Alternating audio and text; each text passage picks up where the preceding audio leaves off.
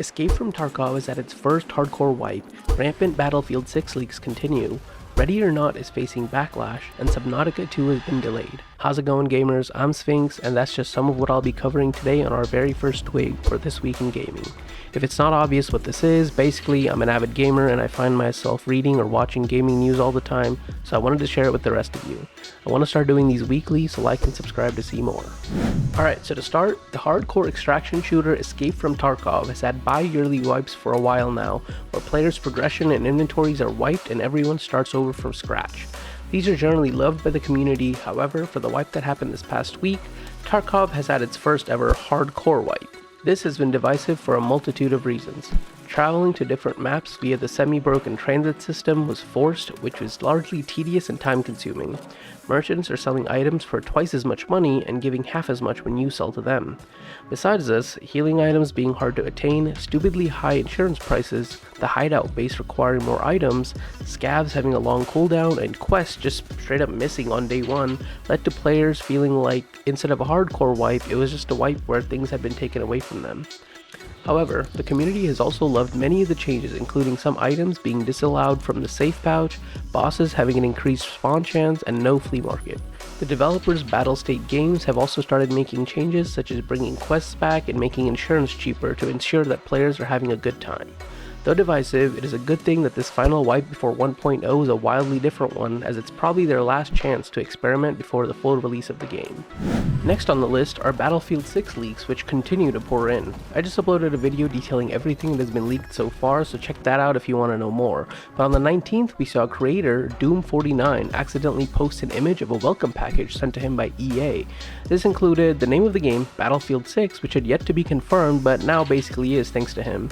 We also got intel from reputable sources saying a multiple day event is coming up to reveal the next Battlefield game on July 29th to the 31st. And leaks have also surfaced that claim Battlefield 6 open beta could be right around the corner, perhaps after the event. Next we have MechaBREAK, a mech shooter which released a few weeks ago and has mixed reviews despite being loved by many. The mixed reviews are due to the poorly executed extraction mode, which has a player-driven market that uses the same currency that you can pay real-world currency for, essentially making the game pay to win. The 6v6 objective mode, however, seems pretty solid and is being well received among players despite some minor flaws. The player count was very high on launch, peaking at around 140,000. However, it now seems to be flattening at around 13,000. I'll be keeping an eye on the game and seeing how it does over time.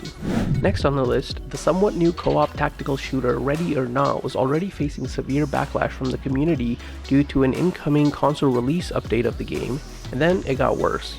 This was initially due to the censorship of the game, as the game covers serious topics like trafficking, corruption, and drugs, which aren't as digestible for the younger console market. The issue with this was that the censorship of the game was being forced on PC players to keep both versions of the game the same. After the launch of the console version of the game last week, the community quickly found lots of other things wrong with the game, including degraded graphics, where shadows and textures are significantly worse, the AI functioning poorly, less gore and blood, and plenty of bugs and glitches. It's not all doom and gloom though. The update did bring some positive things such as more maps, crossplay, and gear, which, along with the base game being excellent, has caused Ready or Not to cross 1 million sales on consoles already. Hopefully they fix some of the issues, as the recent Steam reviews are not looking too hot for Ready or Not. I do think that the game will recover in the long run though. Let's change direction from shooters and talk about Subnautica 2, which has had a bit of a weird controversy. The community is calling for a boycott of the next Subnautica, which was supposed to go into early access in July 2025. This was because Krafton, the new owners of the Subnautica title, fired the original developers who made the first Subnautica under the company Unknown Worlds. The old developers were supposed to be paid a sum of up to $250 million depending on the success of Subnautica 2, but Krafton felt that the previous developers were not focused or committed to the development of the game. It's unsure if it's just a money issue or something else is going on, but a lawsuit is underway, and in the meantime, the early access of Subnautica 2 has been pushed to 2026. Supervive is next on the list, as we recently got a 1.0 announcement from the developers Theorycraft Games. This MOBA BR hero shooter blend of a game went into early access in November of 2024 and has dwindled significantly since then. Despite this, the game boasts very positive reviews, and I hope it stays that way. 1.0 promises several new improvements, including an overhaul of the main map, added vehicles, several new hunters, improved solo play experience, a Chinese server launch, and many addressed pain points. The biggest change, however, is the armory, which seems to be some type of card system where you can attain and power up cards that significantly change the way your character plays. Theorycraft Games say they are hoping these changes add some depth and replayability to the game, and I guess we'll have to see if that's the case when it launches on July 24th. Next up, we have Teamfight Tactics, which started out as an auto battler mode for League of Legends but is now much more. TFT is launching Set 15 on July 30th, which will obviously bring many new units, traits, cosmetics, and much more. However, this time around it seems like TFT will also be bringing a seemingly in-depth PvE mode, which fans have been eager for. For our next news, we have the arena shooter Splitgate 2, which launched over a month ago and has been struggling ever since, especially on PC. Many old Splitgate 1 players are disappointed with the presence of heroes, and some hate the existence of a battle royale mode and claim that the game is failing due to trend chasing. Along with this, many other issues plague the game, like the lack of a rank mode, hat issues, over-the-top cosmetic pricing, and other missing game features.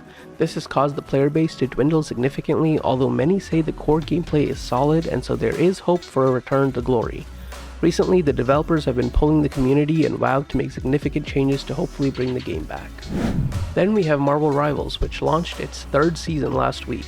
This brought with it a new hero, Phoenix, a spectacular map, a new battle pass, and balance changes. If that's not enough, yet another map and the hero Blade will be coming next month. The season has been positively received, and a few days into the season, NetEase Games launched their summer event, which include many beach skins and a fun game mode. NetEase has also shortened the length of the season going forward, as they will only last 60 days instead of the previous 90. Marvel Rivals seems like it isn't going anywhere, continues to pump out content, and will remain popular for some time yet. For our final news, let's talk about Squad. The milsim shooter from Offworld Industries has had a steady player base for years now and is getting ready for update 9.0, which is a massive overhaul. This update has been in testing for quite some time now and brings with it an upgrade to Unreal Engine 5, tons of graphical improvements, map redesigns, and some gameplay changes.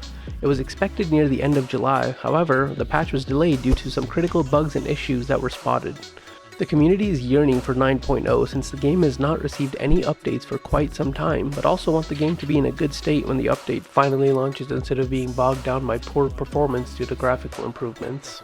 Offworld Industries have said they will update the community sometime next week for official news on when the big patch will finally happen. So that's it for our very first TWIG. I covered a little more than just this past week since it's the very first one, but I expect the future ones to be shorter. I'm also toying with the idea of doing these once a month instead of once a week. If you have any suggestions, advice, or games you want me to keep an eye on, leave a comment down below and remember to like and subscribe. This was Sphinx, thank you for watching.